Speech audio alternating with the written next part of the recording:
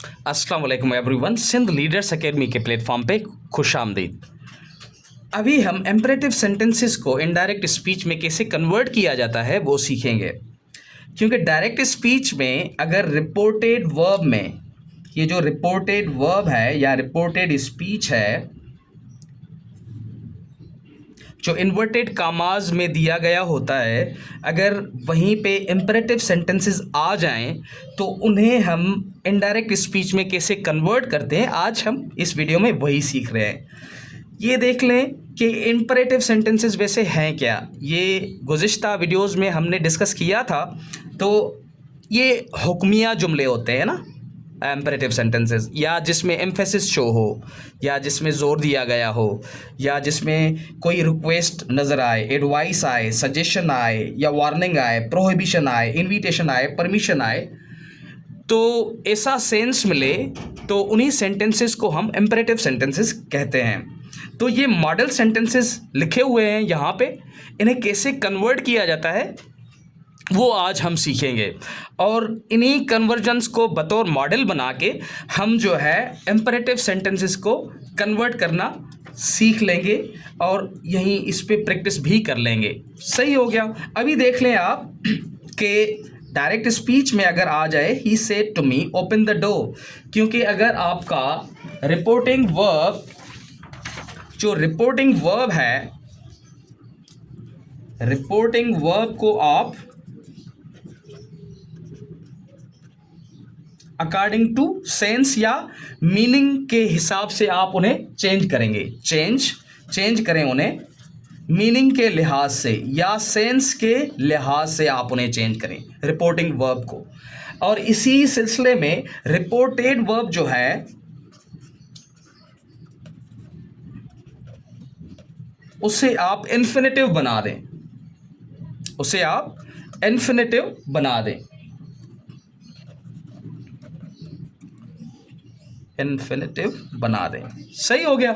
Infinitive का मतलब क्या होता है कि पहले टू लगा दें वर्ब से, जो वर्ब वहाँ पे इस्तेमाल किया हुआ है, तो ये आपका इन्फिनेटिव बन जाएगा।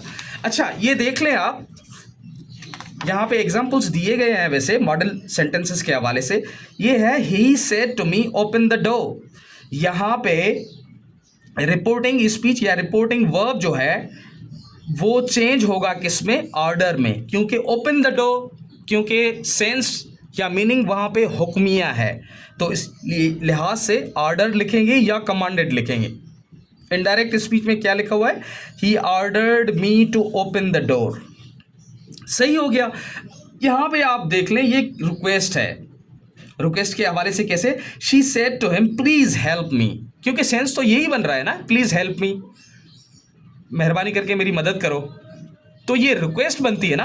तो इसीलिए she requested him to help her. Requested लिखें आपकी मर्ज़ी, बेग लिखें आपकी मर्ज़ी, लेकिन ये बहुत वो निचला हो जाएगा ना। इम्प्लोर लिख लें आपकी मर्ज़ी, आप जो लिख लें वो ठीक होगा वैसे, ठीक है। She requested him to help her. सही हो गया। अच्छा, यहाँ पे एडवाइस है, मसलन यहाँ पे एडवाइस है, the teacher said work hard. उस्ताद ने क्या कहा, उस्ताद ने कहा मेहनत करो। सही हो गया। मेहनत करने से मेहनत करो, ये एडवाइस है ना एक, या उकसा रहा है ना उस्ताद के मेहनत करो, या अर्ज है। एडवाइस लिखें आपकी मर्ज़ी, अर्ज लिखें आपकी मर्ज़ी, दोनों सेंटेंस स्ट्रक्चर्स ठीक है इनडायरेक्ट स्पीच में। कैसे, the teacher advised us to work hard. ये अस लिखें या ना लिखें आपकी मर्ज़ी है। सही है, क्योंकि यहाँ पे नहीं दिया गया, लेकिन हम ये अज्यूम कर रहे हैं कि हमें कह रहा है उस्ताद। सही है। The teacher said work hard, the teacher advised us to work hard, या the teacher advised to work hard भी ठीक है, या the teacher urged to work hard, या urged us to work hard. सही हो गया। अच्छा, ये सजेशन या प्रोपोज, अगर ये लेट्स वाला जो सेंटेंस स्ट्रक्चर है ये आ जाए, ठीक है, तो कैसे करेंगे। तो इसके लिहाज से दो स्ट्रक्चर्स बनते हैं वैसे। ये he said let's go for a walk, उसने कहा आओ घूमने चलते हैं, आओ घूमने चलते हैं, let's go for a walk. He suggested going for a walk, या तो आप जरंड में कर लें ठीक है, आपको तो पता ही है ना कि वर्ब जो है फॉर्म्स ऑफ वर्ब में by the way how many forms are of verb are there? 5। आपको पता है ना, ये प्रेजेंट हो गया, पास्ट हो गया, पास्ट पार्टिसिपल हो गया, प्रेजेंट पार्टिसिपल होगा, और उसके अलावा थर्ड पर्सन प्रोनाउन वाला वर्ब होगा, थर्ड पर्सन सिंगुलर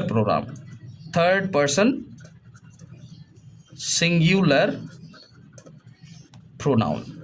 क्योंकि जहाँ पे प्रेजेंट में जब हम थर्ड पर्सन सिंगुलर प्रोनाउन बतौर सब्जेक्ट इस्तेमाल करते हैं तो वर्ब को हम एस, ई एस या आई ई एस पीछे से लगाते हैं, तो वो भी तो है तो वर्ब ही ना, तो वो फिफ्थ फॉर्म ऑफ वर्ब है।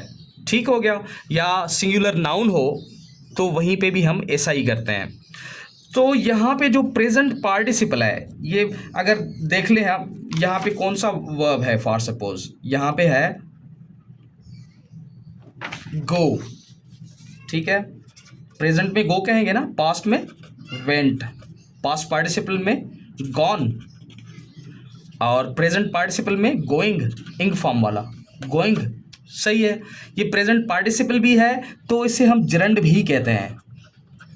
आपको पता है ना, जिरंड को बतौर हम नाउन इस्तेमाल करते हैं। सही हो गया, जिरंड को बतौर हम नाउन इस्तेमाल करते हैं, जबकि प्रेजेंट पार्टिसिपल को हम वर्ब या एडजेक्टिव इस्तेमाल करते हैं, बतौर एज, वर्ब या एडजेक्टिव इस्तेमाल करते हैं। सही हो गया।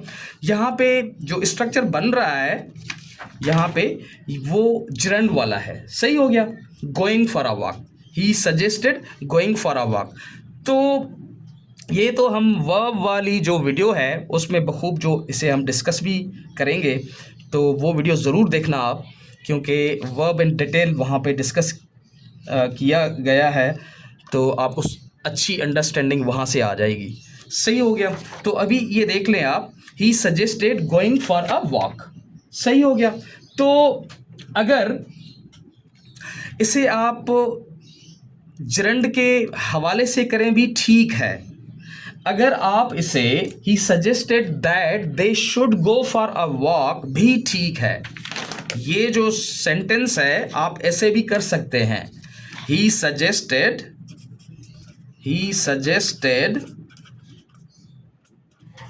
that they should go for a walk, that they should go for a walk। दोनों स्ट्रक्चर्स ठीक है। He suggested that they should go for a walk, ये स्ट्रक्चर भी ठीक है, और ये जो यहाँ पे दर्ज किया हुआ है वो भी ठीक है। He suggested going for a walk. सही हो गया। अच्छा, सजेस्टेड लिखें आपकी मर्जी, प्रपोज लिखें आपकी मर्जी, दोनों स्ट्रक्चर्स ये ठीक हो जाएंगे। सही हो गया। अच्छा, अगर वार्निंग आ जाए, he said to me don't touch it, उसने मुझे कहा इसे मत छूना या इसे मत छुओ। सही हो गया। He warned me not to touch it, he warned me not to touch it. ठीक है, वार्निंग वाला अगर आ जाए तो उसे हम ऐसे ही करेंगे। सही है। अगर आप इसे फॉरबिड या ऐसे ही करना है, he forbade me to touch it. ठीक है, ही फॉरबेड मी, मना किया, अगर उसी सेंस में हम मीनिंग ले लें। अच्छा, वैसे ये प्रोहिबिशन वाला आगे से आ रहा है, वार्निंग में भी प्रोहिबिशन ही है, तो ये उसकी एक्सटेंशन है, लेकिन वो क्लियर है। ठीक है, जैसे कि the doctor said don't smoke, the doctor said don't smoke. सही है, डोंट स्मोक प्रोहिबिशन है। The doctor advised me not to smoke, the doctor advised me not to smoke. अभी ये एडवाइज में भी आप कर सकते हैं, जो रिपोर्टिंग वर्ब है एडवाइज में। अगर फॉरबेड करना है तो कैसे होगा ये आप देख लें। फॉरबेड के हवाले से the doctor forbade me to smoke, ऐसे लिखना है अभी, द डॉक्टर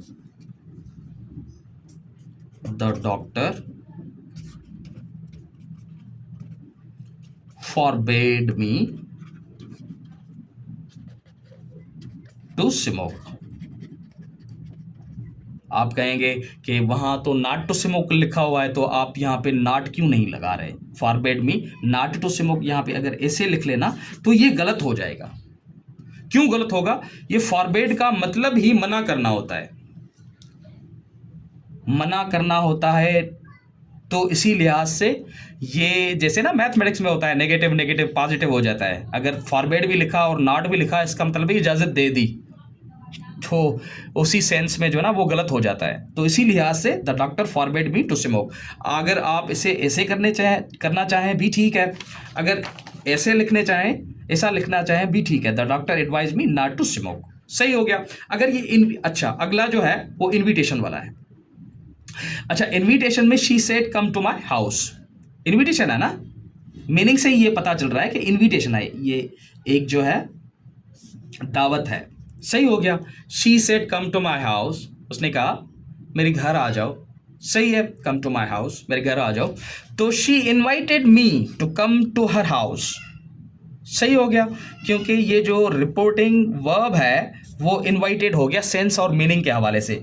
जैसे कि यहाँ पे reporting verb change according to meaning मैंने पहले ही बता दिया था आपको। सही हो गया। अच्छा, she said come to my house, she invited me to come to her house, ये इन्विटेशन है। अगर ये परमिशन आ जाए, देख लें आप, he said to me you may go now,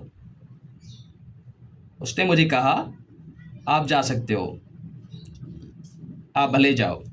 ऐसा है ना, यू मे गो नाउ, आप अभी भले जाओ। ठीक है। तो he allowed me to go then, he allowed me to go then, या he permitted me to go down. यहाँ पे अगर परमिटेड आप लिख लेंगे वो भी ठीक हो जाएगा, he permitted me to go then. अच्छा, ये मॉडल सेंटेंसेस है एम्परेटिव सेंटेंसेस के हवाले से, जिन्हें हम डायरेक्ट स्पीच में से इनडायरेक्ट स्पीच में कन्वर्ट करना सीखा है अभी, क्योंकि ये मॉडल सेंटेंसेस है।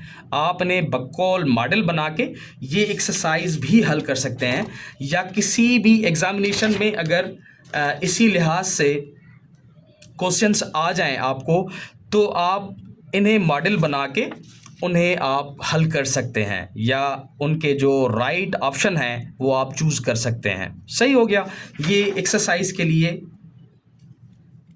प्रैक्टिस के लिए ये एक्सरसाइज है, आप इन्हें हल करें। अगर आपको कोई भी चैलेंज यहाँ पे महसूस हो रही है तो इस दिए गए नंबर पर, व्हाट्सएप नंबर पर आप मैसेज करके पूछ सकते हैं, या जो है इस वीडियो के कमेंट में आप पूछ सकते हैं।